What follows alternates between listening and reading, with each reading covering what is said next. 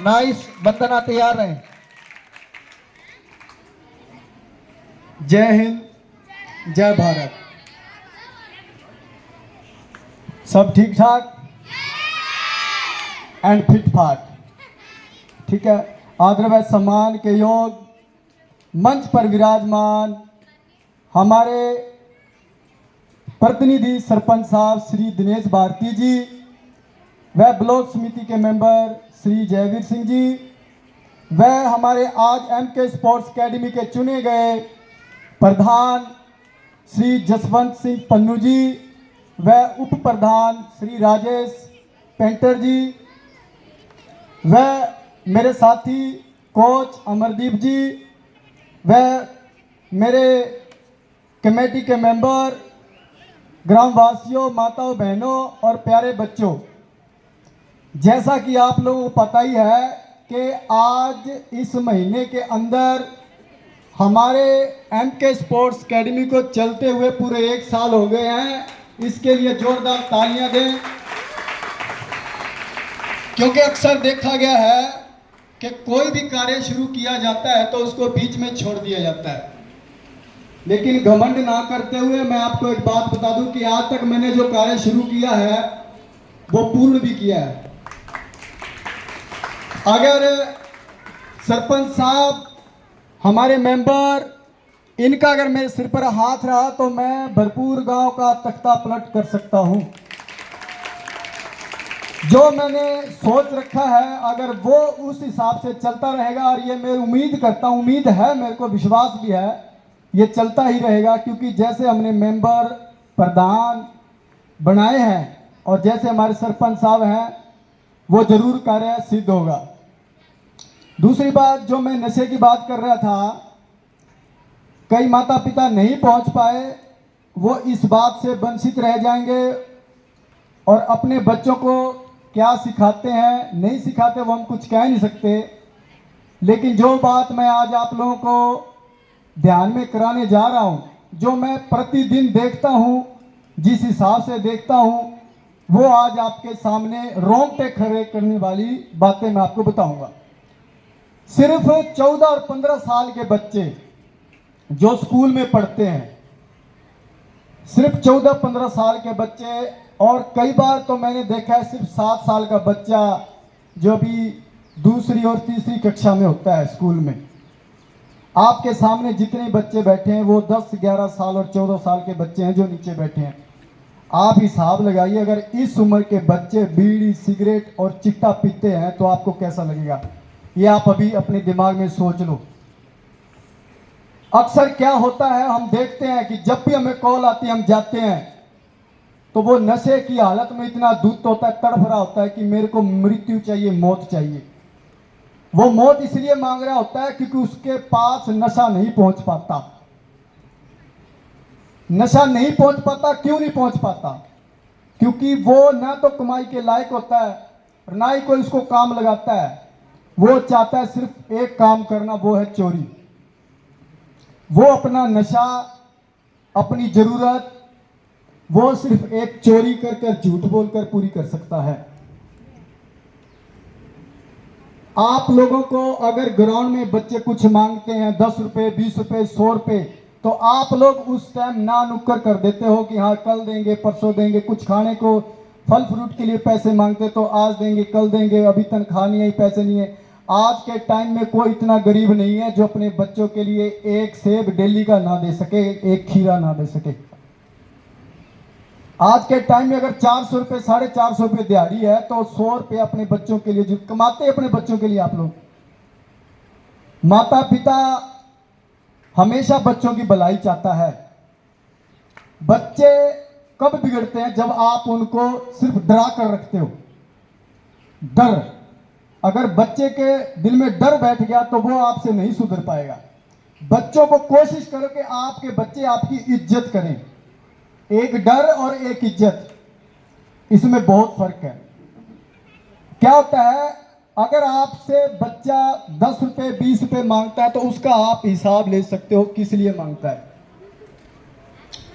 इसमें देखा गया है अक्सर कि अगर आप लोग उनको कुछ खाने के लिए नहीं दोगे, जैसे कि मैं ग्राउंड के अंदर पूरी मेहनत करवाता हूँ, हार्ड वर्क करवाता हूँ।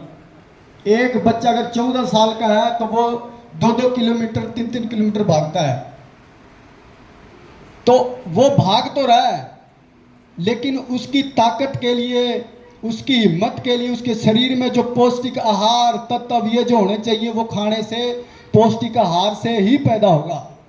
ये नहीं है भी मैं वहां मेहनत करवाता रहूंगा, आप लोग घर जाकर उसको सूखी रोटी खिला दो और चल भाई बन गया खिलाड़ी।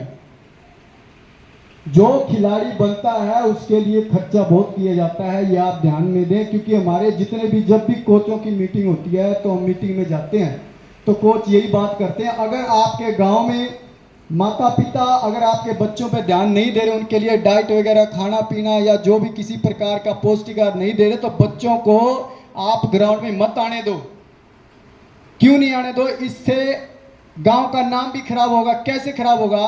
क्योंकि वो बच्चा सिर्फ वो खाने तक सीमित, खेलने तक सीमित नहीं रहेगा, वो बागी बन जाएगा। कैसे बनेगा? क्योंकि आप लोग कुछ खाने को नहीं दोगे, वो फिर तरह तरह की चोरियां करेगा, किसी से मांगेगा, और कोई भी माँ बाप ये नहीं चाहता है कि मेरा बच्चा किसी से मांग कर खाए। अक्सर देखा गया है, देखते भी हैं कि बच्चे चोरी छिपे कुछ न कुछ ऐसा व्यवहार कर देते हैं जिनसे माता पिता की इज्जत मिट्टी में मिल जाती है।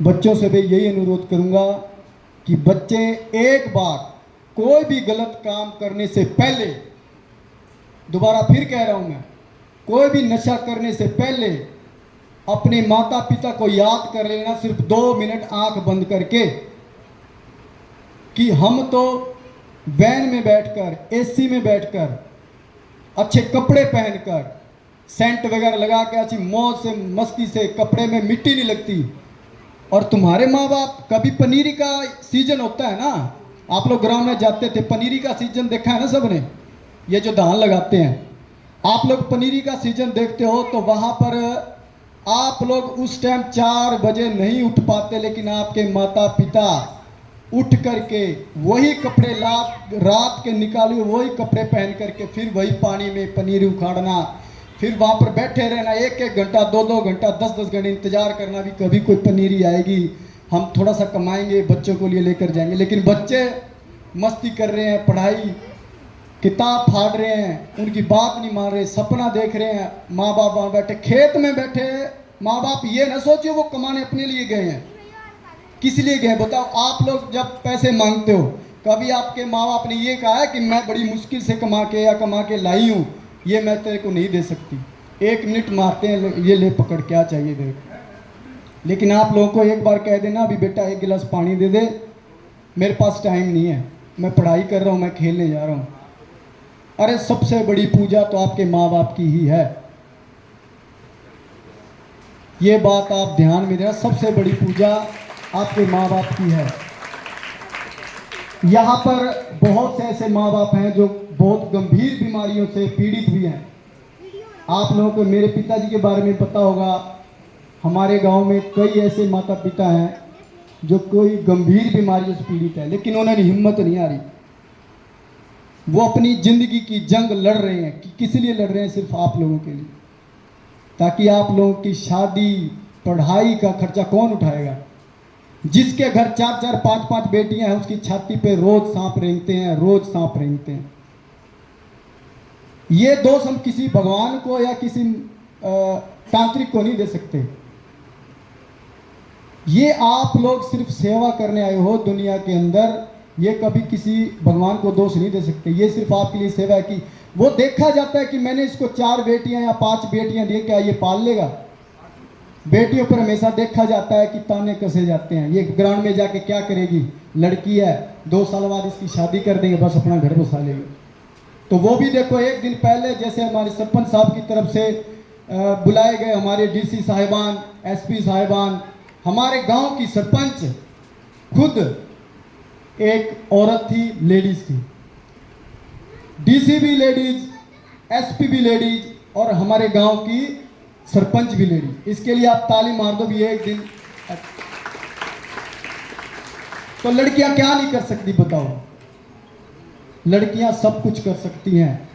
बच्चे डर अगर अंदर रखेंगे तो वो कुछ नहीं कर सकते। बच्चों के अंदर डर कब पैदा होता है? जब वो गलत काम करते हैं। आप लोग हमेशा खुश रहा करो।